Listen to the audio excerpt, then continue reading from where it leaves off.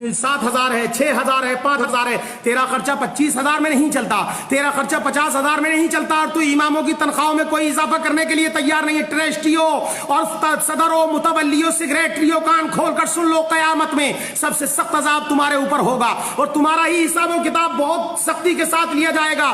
تمہاری زندگی تمہارا جو ہے بہت سختی کے ساتھ تمہارا حساب و کتاب ہوگا, کیونکہ تم نے اماموں کے گلے دبا کر رکھے ہیں. تمہارا امام مسجد میں ہے, تو رات کے 12 بجے بلائے تو تیرا امام آتا ہے. اگر تو بچے کے کان میں اذان پڑھوائے تو تیرا امام آتا ہے. اگر تو تیل پڑنے کے لیے کہے تو تیرا امام آتا ہے. تمہارے امام اور تمہارے امام تمہارے گھروں کی ساری چیزیں دیکھ بھال بھی کر رہے ہیں, بچوں کو بھی, اور نمازیں اذانیں بھی پڑھ رہے ہیں, اور ان کی تنخواہ 3,000 سے 4,000 لیتا ہے. ذرا خبردار ہو جا, امام سے جو ہے محبتیں کرو, اور وہ جو شاعروں اور جو تمام لوگوں کو جو تم پیسہ دے رہے ہو اس پیسے کو دینا بند کرو, اماموں کی تنخواہوں میں اضافہ کرو, اور جلسے کرنے کے لیے فری کے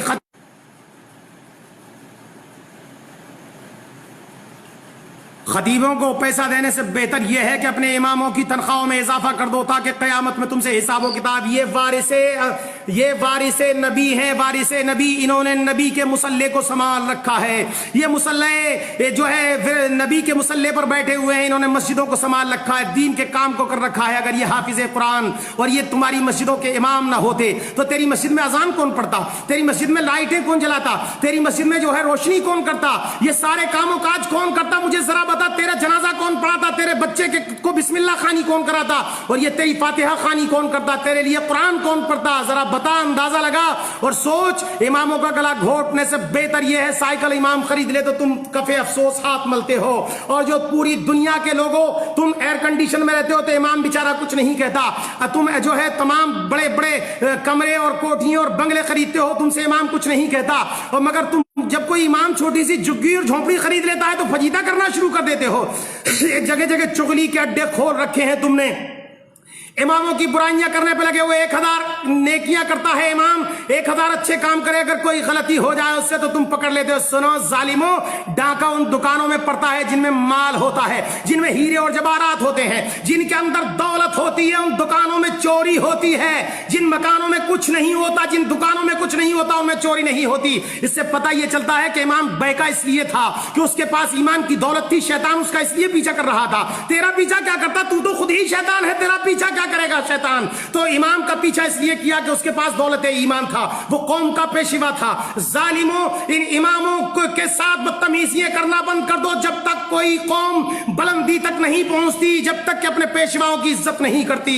تم نے دنیا کی, تیری 25,000 تنخواہ ہو تو تیری پور نہیں پڑتی, 50,000 ہے مولانا پھر بھی کمی رہ جاتی ہے. تیرے بہترین کپڑے اور تمام کے تمام انتظام و انسرام دیکھ کے امام نے کبھی آہ نہیں کری. مگر سن, امام عطر لگا لے تو تجھے پریشانی ہوتی ہے, امام اچھا کپڑا پہن لے تو تجھے پریشانی ہوتی ہے, امام شیروانی سلوا لے تو تجھے پریشان ہوتی ہے, امام سائیکل پر چلا جائے تو تجھے پریشان ہوتی ہے. تو فلائٹوں میں گھومے, امام سائیکل پر گھومتا ہے. ظالموں, تو تمہیں تکلیف ہو جاتی ہے. اپنے اماموں کے پیچھے نہ پڑو. قیامت میں جب مصطفیٰ پیارے پوچھیں گے کہ میں نے اپنی ملکیت اور میراث کا ان کو پیشوا بنا کر کے تمہارے بیچ میں بھیجا تھا, جنہوں نے تمہارے بچوں کو قرآن پڑھایا, جنہوں نے تمہارے لیے قرآن خوانی پڑھی, جنہوں نے تمہارے لیے جو تلاوت کلام اللہ کیا, جنہوں نے تمہارے بزرگوں کے لیے ایصال ثواب کیا, جس نے تیرا 40واں 10واں پڑھا, جس نے تیری فاتحہ خوانی کری, ان اماموں کے تم ہاتھ دھو کر پیچھے پڑ گئے تھے. سن لو ٹرسٹیوں, ظالموں, سن لو تمام کمیٹیوں کے لوگوں, سن لو, تمہاری زندگی میں انقلاب پیدا نہیں ہو سکتا.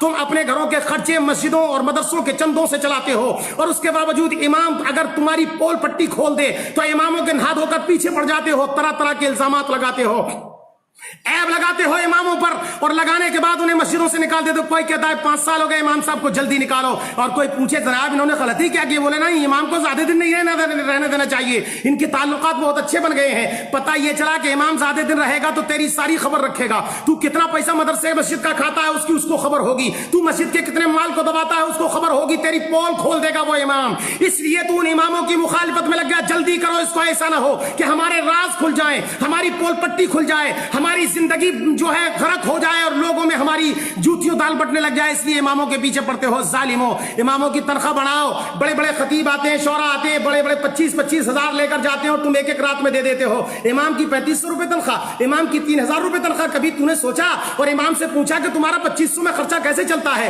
तुम्हारा जो है 3000 में खर्चा कैसे चलता है, तुम इतने बड़े काम को कैसे करते हो? तूने कभी नहीं पूछा इमाम से आकर, एक मर्तबा भी नहीं पूछता कि तेरे बच्चों को कपड़े बने कि नहीं बने हैं, तेरे बच्चे की बीमारी के लिए कोई इलाज का इंतजाम इंतजाम है कि नहीं है। इमाम बुखार में पड़ा रहे कमरे में, एक भी मुक्तदी आकर नहीं देखता, एक भी जो है मुदर्रिस पड़ा रहे उसे आकर के नहीं देखता। जालिमो, तुम पर लाजिम है कि तुम अपने इमामों की खबर करो, और ये तुम पर कोरोना वायरस का जो अजाब आया हुआ है सुन लो, ये सिर्फ और सिर्फ तुम्हारी बदतमीजियों और अपने पेशवाओं की जो के ऊपर जो है जुल्म सितम करने की वजह से आ रहा है।